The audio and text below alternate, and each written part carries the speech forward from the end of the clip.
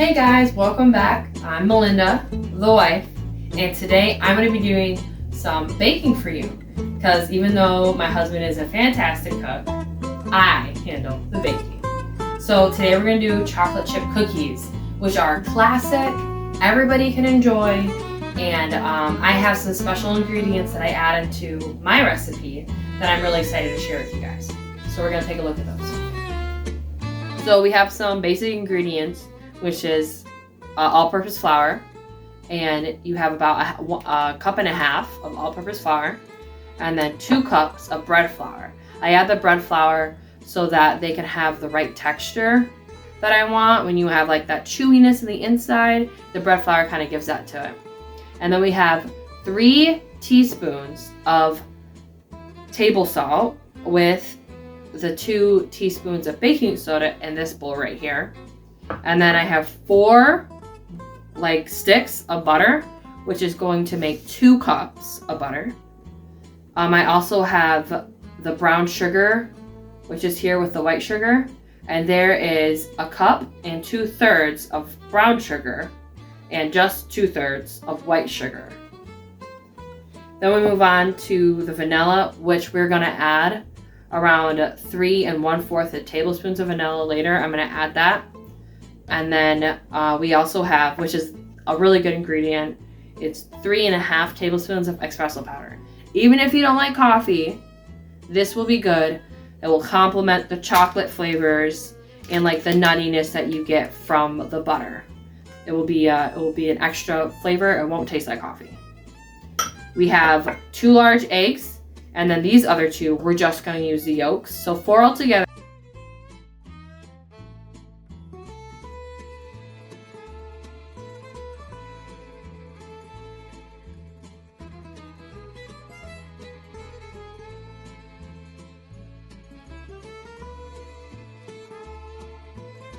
Without too much sweet, and then I use the semi-sweet chocolate chips to make up for the fact that these aren't very sweet. And I like to top off. This is optional, you don't have to do it, but I really like to top off my cookies with a little bit of sea salt on the top and just give it that extra, that extra flair. All right, so I have my all-purpose flour and my bread flour and my baking soda and salt. So what I'm going to do is I'm going to sift them into this bowl. Start with my bread flour, put it in there, and then we're going to use my all-purpose, and then just top it off in the salt. Give it a nice tap and just sift it. All right, so one thing I did, and it's kind of a waiting process. That's why I just did it, and I'm going to tell you about it. So you put your butter in the pan and you melt it, and you let it simmer. Simmer like a calm boil until you get this nice color, and you have to stir it consistently so it doesn't burn. And what you're doing, you're browning your butter. And I remember earlier I said that the espresso would complement the butter's nuttiness. This is how you get your butter to be nutty.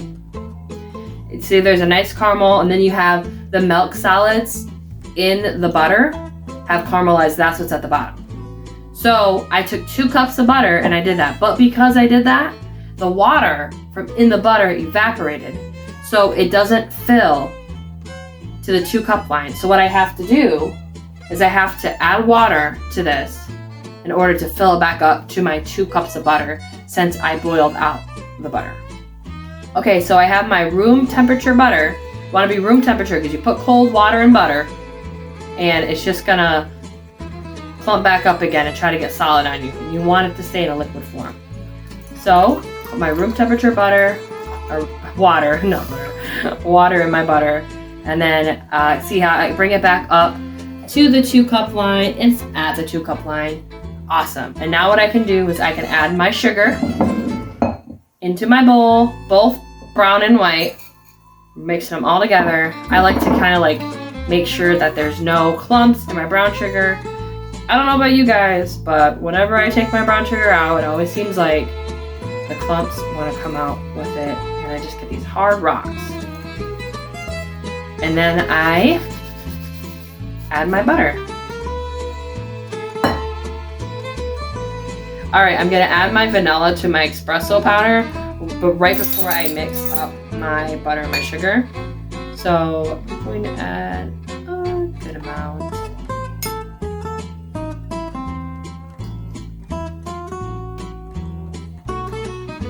About 2 tablespoons and a half around. I know I said 3 before, but you know what? I changed my mind.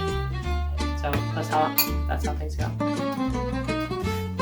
So now you see the stuff and you're eyeballing it and you're like, you know what? I think I don't need that much this time. Because honestly, I wanted to just hydrate my espresso powder with my vanilla extract to kind of get it into a nice slurry. And that looks pretty good. All right, we're gonna move on now to the butter and sugar. Now, one reason I'm mixing this together because it's gonna help the butter not be so liquid now, and it's gonna bring it back up to a solid so that your dough isn't so oily. And I had to cool my butter in order to do that. So even though I heated my butter up and I got a good caramelized look to it, I let it cool at room temperature, and then I put room temperature water in it. So it's not hot, it's not cold, it's lukewarm, ready to be made back into a solid. Okay. All right, so it's incorporated. It's not a solid quite yet that I want to, but it's incorporated. So once it's incorporated, I am gonna add my espresso and vanilla slurry to kind of help it all come together.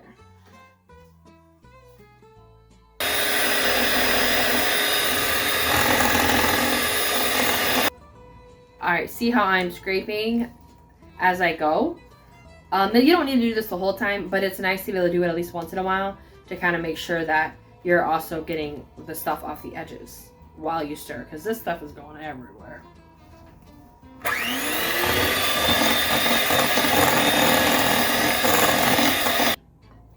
All right, I was probably mixing this for roughly like 5 minutes, maybe a little bit more, but it's a process. Like, if you're mixing it and it's not coming together and you made sure it was room temperature and you got the right amounts, like, just keep on mixing. You'll get there eventually.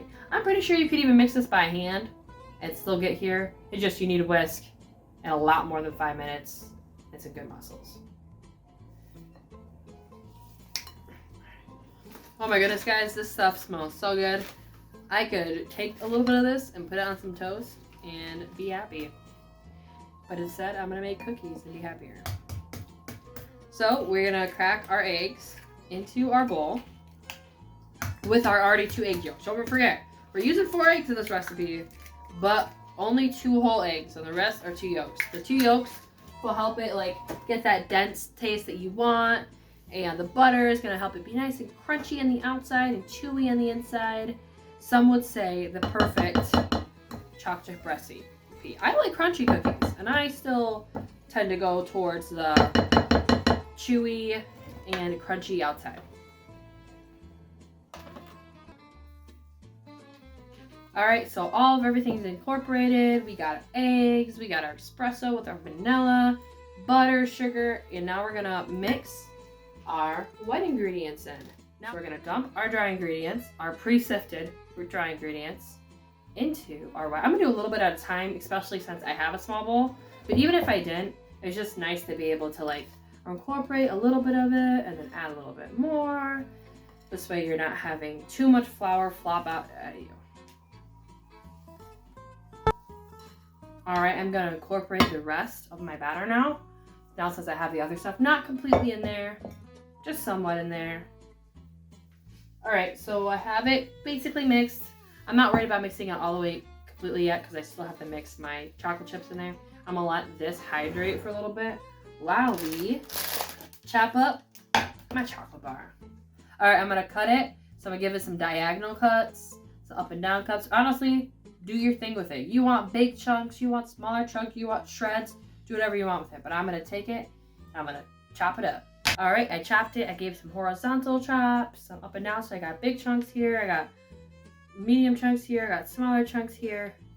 Just it's really like rustic. It's gonna give it some nice layering and some nice bits of chocolate going through our chocolate chip cookies. Pretty excited. And then I also have my chocolate chips.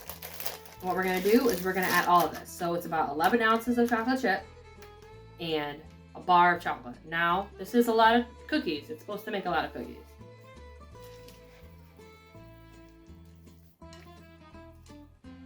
All right.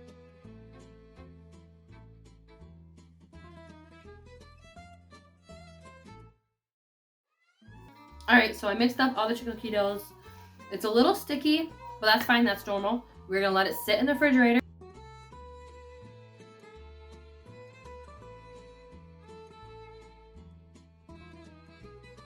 And show you guys what it looks like. All right, I took my cookie dough out of the freezer.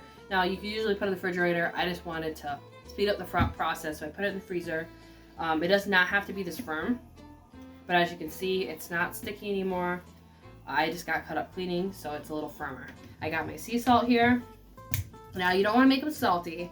You just want to give them that extra like oomph that they can get when you have sea salt. So I just take a tiny bit and I just sprinkle them on top. All right, guys, it's been 14 minutes and they were done. And I let this sit out to chill because if you don't do that, they're going to be gooey in the middle and like not quite there yet. So first, 350 for 15 minutes or until they look nice and golden, they have a nice solid bottom, and then you let them chill, you know, and they'll firm up as they go. So then, how about you come over here and take a look at it.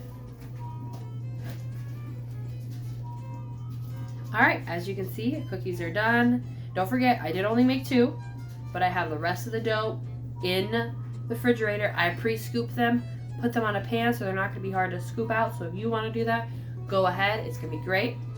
These ones are the ones that I cooked right now. They're very good. You can see we have our chips, our chunks, our chips, and it's crispy on the outside, but it also has a nice soft center. You see that cross section? They're thicker. If you don't want them this big, that's fine. You can scoop smaller ones. I like big, thick cookies. So, yep. It's not too sweet. If you're worried about all that chocolate being a little bit overwhelming, can't live without a glass of milk with your chocolate chip cookies. If you're lactose intolerant, get some almond, get some soy. I don't know. Just get some milk with your cookies and indulge. Don't forget to subscribe and like to our channel. Let us know in the comments any things that you want to see from us that we haven't done. And yeah, hope you enjoyed the recipe.